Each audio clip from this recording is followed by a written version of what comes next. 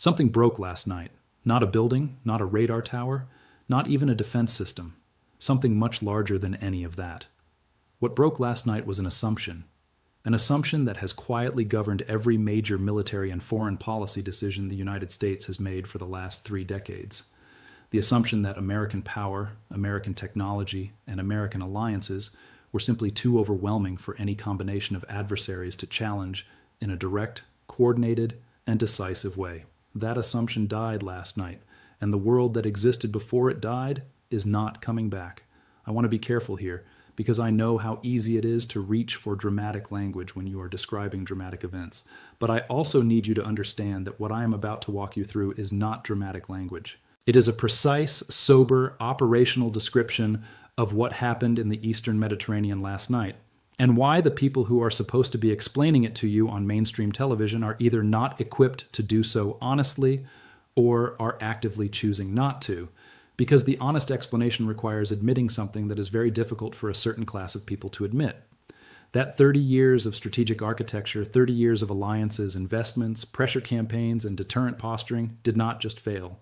It failed completely, in a single night, against a coalition that those same 30 years of policy were specifically designed to prevent from ever existing in the first place. I spent years inside military intelligence. I sat in rooms where the maps showed every missile battery, every radar corridor, every layered intercept system that was supposed to make something like this functionally impossible. I listened to serious, brilliant people brief presidents and senators on why the Eastern Mediterranean defense architecture was, in their professional assessment, impenetrable. I never fully believed it. Not because those people were wrong about the technology, but because I had learned something that the architects of those systems never quite absorbed into their thinking. The more confident you become in your own architecture, the faster the gaps inside it grow. Arrogance does not protect a wall. Arrogance hollows it out from the inside while the surface still looks solid. Last night, 3 nations drove straight through what was left of that wall, and the most important part of the story is not the missiles. It is not the jamming. It is not even the carrier groups that turned west and ran. The most important part of the story is how long those gaps had been growing, who could see them, and why the warnings never translated into action.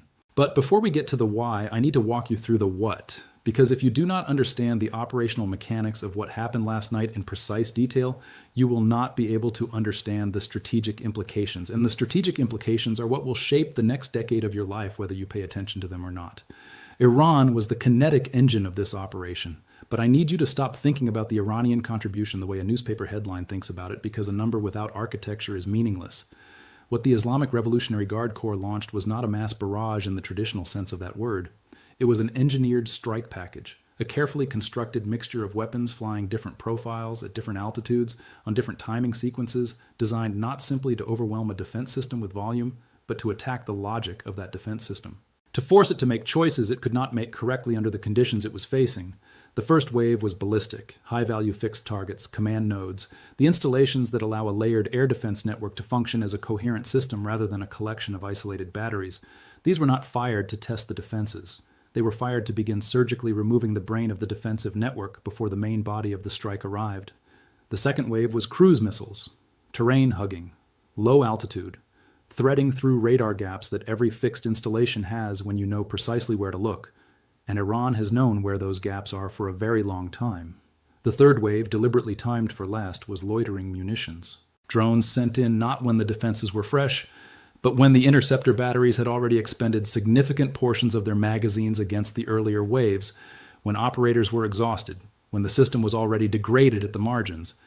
You do not break a defense system by sending everything at once. You break it by managing the sequence so that the final wave arrives exactly when the system is least capable of handling it. That is not improvisation, that is doctrine, and it was executed with a discipline that frankly surprised me.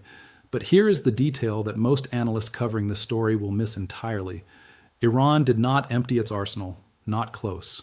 What was launched last night was a calculated fraction of available capability, devastating enough to accomplish the mission objectives in combination with the Russian and Chinese components, but carefully measured to leave an enormous strategic reserve completely untouched. This was not a desperate all-or-nothing gamble from a country backed into a corner. This was a measured opening move from a country that has spent 4 decades developing military capability under the most punishing sanctions regime in modern history, learning patience, learning precision, learning how to make every asset count because you can never afford to waste one, Last night was not Iran playing its final card. Last night was Iran showing you for the first time what the opening card looks like at full operational scale. Russia did not contribute to this operation in the way that most people think about military contributions. Russia did not provide the fire. Russia provided the darkness inside which the fire became unstoppable. The Russian contribution was electronic warfare, and it was executed with a precision that genuinely changes how military planners across the Western Alliance are going to have to think about future conflicts. Russian jamming platforms positioned in Syria activated approximately 18 minutes before the first Iranian missile crossed into Israeli airspace. 18 minutes. That number was chosen with exact operational logic. 18 minutes is long enough to fully degrade the battle management systems that coordinate the layered defense network. The systems that tell individual batteries where to point, when to fire, how to sequence their interceptors against a complex incoming threat picture. Without those systems operating at full fidelity, the individual batteries are not blind, but they are isolated. They cannot coordinate. They cannot prioritize. They cannot manage their magazines intelligently. They are reacting locally to fragments of a picture they can no longer see whole. But 18 minutes is also short enough that the initial detection in American and Israeli intelligence networks registered as what analysts call a routine electronic probe. The kind of low-level jamming activity that happens regularly in that theater and almost never precedes a major strike. It was specifically designed to look like noise until it was far too late to matter. That is not electronic warfare as a hammer. That is electronic warfare as a surgeon's scalpel. On top of the jamming umbrella, Russia contributed precision strike missiles of its own. And this is the detail that should make every defense planner in the Western Alliance deeply uncomfortable. These were not fired at soft targets. Every Russian missile was aimed at the most heavily defended, highest priority installations in the theater. The ones the Iranian missiles would have had the greatest difficulty reaching alone, and critically they arrived in overlapping waves with the Iranian weapons, but carrying entirely different performance signatures. Different speeds, different radar cross-sections, different terminal approach profiles. Different threat characteristics than the weapons the defense algorithms had been trained and optimized to track. No defense architecture can be simultaneously optimized for every possible threat combination. You make choices. You build your system around the most probable threat profile. Last night, the attackers deliberately presented a threat profile that fell entirely outside the envelope of choices the architects had made. That is not luck. That is years of intelligence collection and ruthless operational analysis turned into a weapons concept. And then there is China. China did not fire a single missile. China did not position a soldier within 1,000 miles of the battlefield. China did not cross any threshold that could be legally characterized under any serious reading of international law as a direct act of war, and yet China's contribution to last night's operation may ultimately have been the most consequential of the three. Because China provided the nervous system, the operational brain, the intelligence and navigation backbone that transformed a large Iranian missile barrage with Russian jamming support into something that has genuinely never existed before in the history of modern warfare. A fully integrated multinational precision strike system operated simultaneously by 3 sovereign nations, functioning as a single weapon against a single target set. Here's what China actually did. The Beidou Satellite Navigation Network, China's independent global navigation system, provided precision terminal guidance for every missile in both the Iranian and Russian portions of the strike package. Every single one. And I need you to understand exactly what that means in the context of the electronic warfare environment that American assets were generating in that theater throughout the attack.